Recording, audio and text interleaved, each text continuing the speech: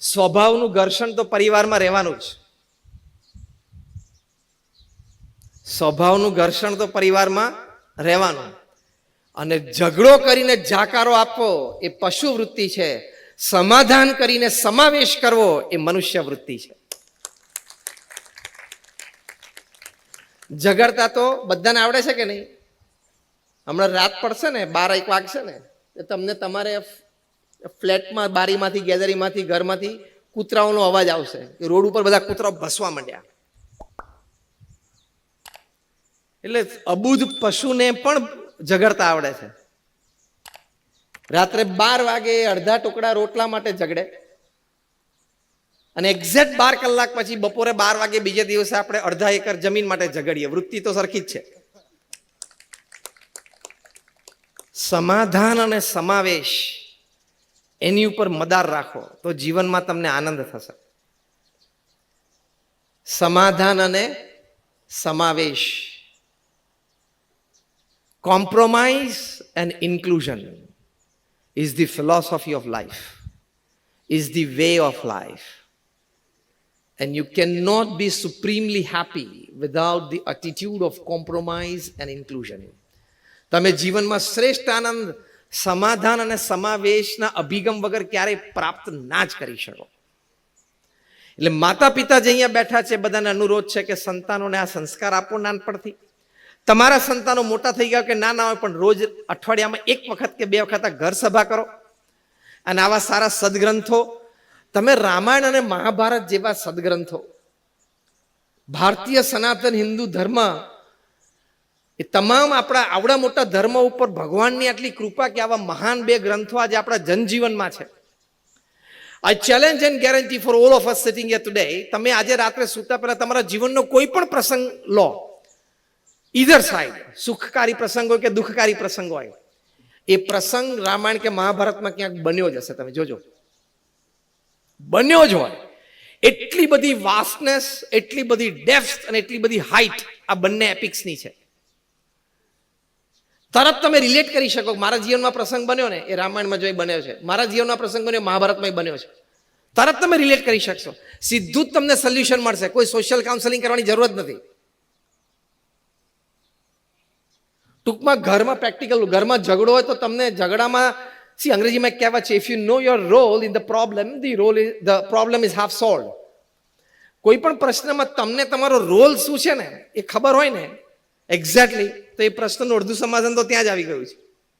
એમ ઘરમાં ઝઘડો હોય તો તમને રામાયણ ગ્રંથ વાંચ્યો હોય આ રીતે ઘર સભામાં બેસીને, તો તમને ખબર તો પડે કે આમાં મારો રોલ દશરથનો છે, કૈકેયીનો છે, રામનો છે, મંથરાનો છે.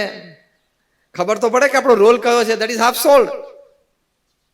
રિફ્લેક્શન છે. આવા મહાન ગ્રંથો છે, મિરર છે. તરત તમારી લાઈફ રાઈટ ટ્રેક ઉપર છે ને આ બંને ગ્રંથો બતાવી દેશે. અમે પ્રમુખ સ્વામી મહારાજનું વિસ્તૃત જીવન ચરિત્ર તૈયાર કર્યું છે. 11 ભાગ પ્રકાશિત થયા છે. તમે વાંચો એટલે તમારી લાઈફનું સીધું જ મિરર, કે હું સાચા ટ્રેક ઉપર છું કે ખોટા ટ્રેક ઉપર છું, કે થોડો સાઇડવેઝ જતો રહ્યો, એ તરત ખબર પડી જાય. એટલે આવા મહાન સદગ્રંથો વાંચવાના. તમારામાંથી અત્યારે પૂછ્યું કે જેના ઘરે રામાયણ, મહાભારત અને ભગવદ્ ગીતા આંગળી ઊંચી કરો તો આપણે નથી કરાવી, બહુ અઘરું પડશે. કારણ કે તમારે ઘણાને ખોટું બોલવું પડશે જાહેરમાં. ઓટીટી પ્લેટફોર્મ કે નેટફ્લિક્સનું એક સબસ્ક્રિપ્શન ઓછું ભરશો ને તો ચાલશે, પણ આ ગ્રંથ ઘરમાં રાખજો. આ ગ્રંથનું 1 પાનું કે 2 પાનું રોજ વાંચજો. See, I am a man of science and a man of religion both. તમે એમ ના કહેતા કે હું અંધશ્રદ્ધાથી વાત કરું છું. હું દુનિયાના 45 દેશોમાં ફરેલો છું. 31 વર્ષથી આવી 15,000થી વધારે સભાઓમાં હું બોલ્યો છું. BAPS સ્વામિનારાયણ સંસ્થાના સંસ્કારો છે. અને આજથી 34 વર્ષ પહેલા મેં મારું એન્જિનિયરિંગ પૂરું કર્યું છે. 34 years back, 1991માં I finished my engineering from a government college. તે દિવસે ગુજરાતમાં એક પણ પ્રાઇવેટ કોલેજ નથી.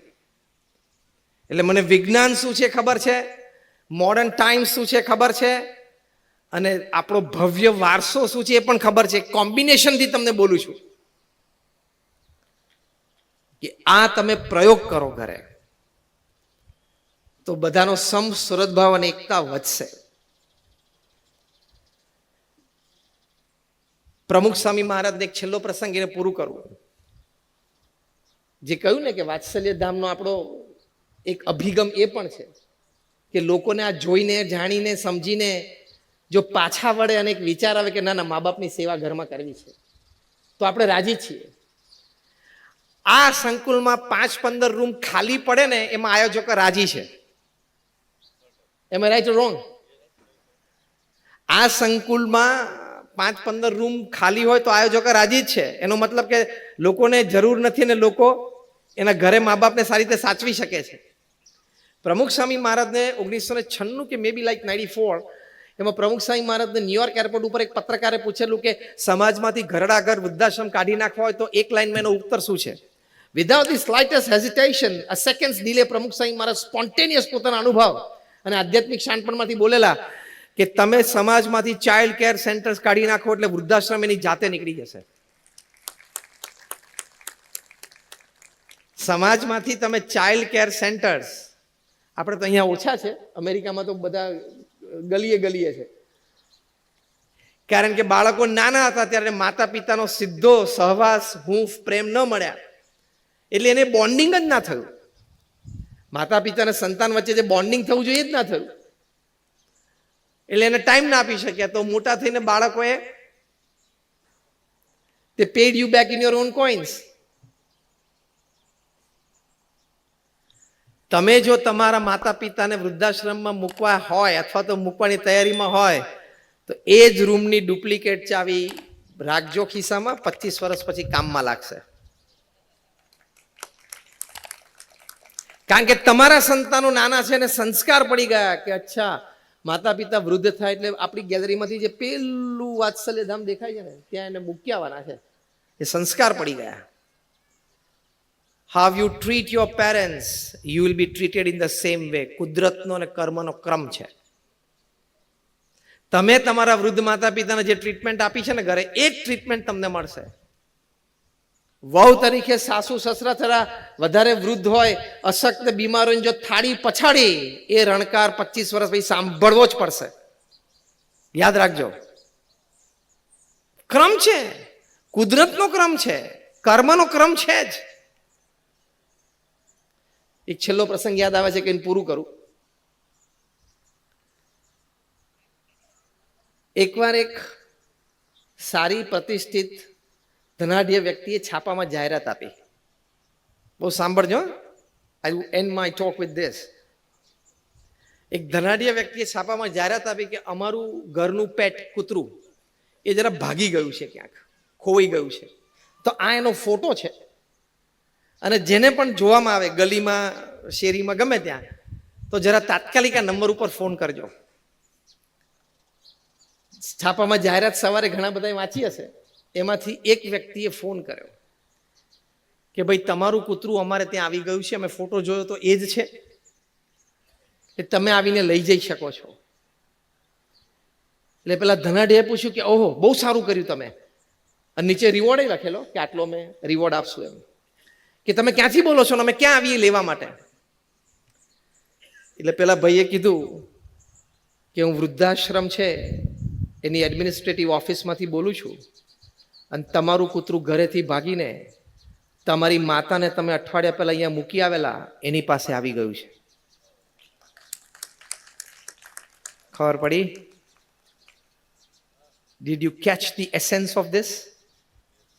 એક કૂતરાને પણ ઘરના સભ્ય પ્રત્યે આટલી લાગણી હોય, સંતાન તરીકે તમને ના હોય ને તો ધિક્કાર છે. અને પેલા ધનાઢ્યને તરત અંતરદ્રષ્ટિ થઈ. વૃદ્ધાશ્રમમાં જઈ માતા અને કૂતરું, કારણ કે એકલું કૂતરું પછી લેવા ના જવાય ને, એવી જગ્યાએ પહોંચી ગયું હતું કે ત્યાં કૂતરાને પાછું લેવા જાય તો વધારે આબરૂ જાય એવું હતું. જોકે મૂકવા ગયા ત્યારે બધી જતી જ રહેલી, વૃદ્ધ માતાને મૂકવા ગયેલા ત્યારે બધી આબરૂ જતી જ રહેલી. ઘરની રોલ્સ રોયસની, મર્સિડીઝની, 5 બેડરૂમ હોલ કિચનના ફ્લેટની, 200 કરોડના ટર્નઓવરના બિઝનેસની બધી આબરૂ તો તે દિવસે જ જતી રહી હતી, જે દિવસે તમે તમારા મા બાપનું રજીસ્ટ્રેશન કરાવ્યું તે દિવસ. પણ છતાં એમ થયું કે હવે કૂતરું લેવા જઈએ તો પપ્પા લઈ આવ્યા. ઇન શોર્ટ, સંસ્કાર માતા પિતાની સેવાના એ પરિવારમાં દ્રઢ કરાવજો. પણ છતાં વ્યવસ્થાની દ્રષ્ટિએ એક સામાજિક વ્યવસ્થા છે એટલે આ વ્યવસ્થા જોઈએ તો ખરી. કારણ કે ખાલી ઘણી વખત અન્ય પણ કારણો હોય છે. વ્યવસ્થા મોટા શહેરોમાં ઘણી વખત સ્પેસ કન્સ્ટન્ટ હોય. બોમ્બે જેવું હોય તો 1 BHK હોય, એમાં 4-5 જણા કેવી રીતે રહી શકે, એટલે બીજા પણ કારણો છે. એટલે આ વ્યવસ્થા જોઈએ એની ના નથી. એટલે વાત્સલ્ય ધામમાં જે વ્યવસ્થા છે એને ફરી વખત અભિનંદન છે. અને તમે બધા ખૂબ શ્રદ્ધાથી માતા પિતાની સેવા કરો છો એટલે તમને પણ ખૂબ અભિનંદન છે. તમારી સેવા આ વૃદ્ધ માતા પિતાની એ સિદ્ધિ ભગવાન સુધી પહોંચે છે. તમને પણ ખૂબ આશીર્વાદ પ્રાપ્ત થાય છે. તો આજે અમે પ્રાર્થના કરીએ છીએ કે અહીંયા રહેનાર દરેક વૃદ્ધો એ તને મને સર્વ પ્રકારે સુખી રહે. તમે બધા વૃદ્ધોનું સ્વાસ્થ્ય સારું રહે. જીવનના જતા દિવસોમાં તમારું મન શાંત રહે, તમે સુખી રહો. આ તમને તમારું ઘર મળ્યું છે. વ્યવસ્થાની દ્રષ્ટિએ, હૂંફ અને પ્રેમની દ્રષ્ટિએ પણ તમને ઘર મળ્યું છે આ વાત્સલ્ય ધામ. તો શાંતિથી અહીંયા રહી આનંદમાં રહેજો. પ્રારબ્ધની વાત છે, ભગવાનની ઈચ્છાની વાત છે, પણ આપણું જીવન, આપણો સમય આપણા હાથની વાત છે. કદાચ સગાવાલા દૂર થયા તો સદગ્રંથો આપણી પાસે છે, સદવિચાર અને સદપ્રવૃત્તિ આપણી સાથે છે, અને આ બધી વ્યવસ્થાઓ કરી છે એ આપણી આસપાસ છે.